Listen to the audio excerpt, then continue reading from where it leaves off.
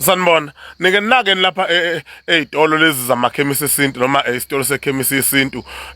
noma amakhemisi esiZulu lapha ku-station kodrobheni thola ukuthi babeka ispeaker ngaphandle lapha siyamemeza ispeaker sithi ngenani ngaphakathi ikhona imithi yonke inhlobo yemithi kukhona ngisho umuthi wesibunge mawusomabhizinisi nje ufuna ama-customer angena geleze esitolo sakho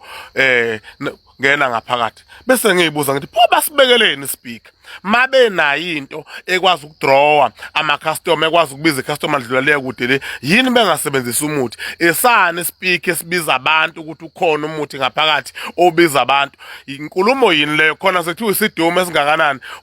usungangena kanjani la kunebhizinisi khona elidayisayo izinto ezithile bese lithi ibhizinisi ngena khona uzothola umuthi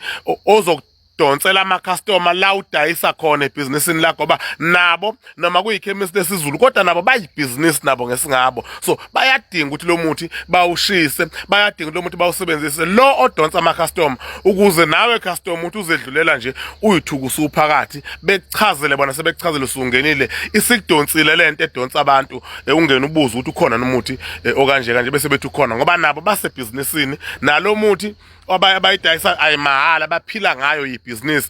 nalo muthi odonsa ama-customer nawo uwumuthi odayisayo ngesingawo so nabo bafuna badonsa abantu why bengawusebenzisi lo muthi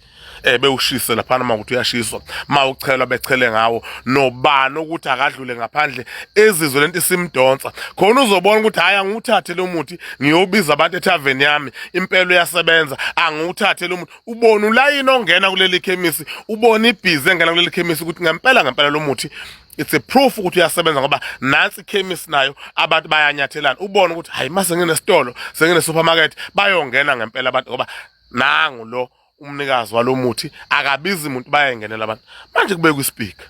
bese uyayibuza ukuthi futhi nama senginale business senguthenge lo muthi ngiyosidinga nespeaker esitshela abantu indaba ngoba phela mase umuthi ususebenza ngempela funeka wena ungakhulumi lutho nje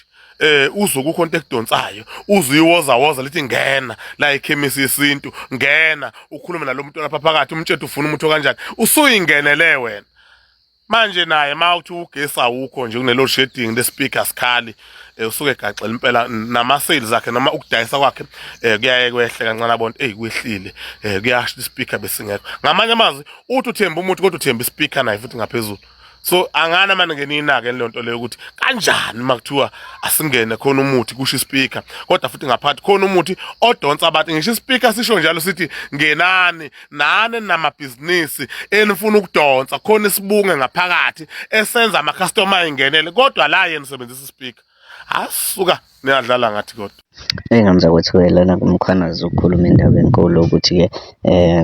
uma into yabo i-right isebenza ihamba kahle bona kungani pho bedinga ispeaker mina-ke nawenza ukuthi bengathanda sihlangane ku-comment section sizuvo lwakho ukuthi wena uthini ngalolu daba ungakhohlwa ukucofa subscribe button siphinde sihlangana kwividiyo elandelayo danko sikuphathele ezishisayo hlala nomgosi kusukela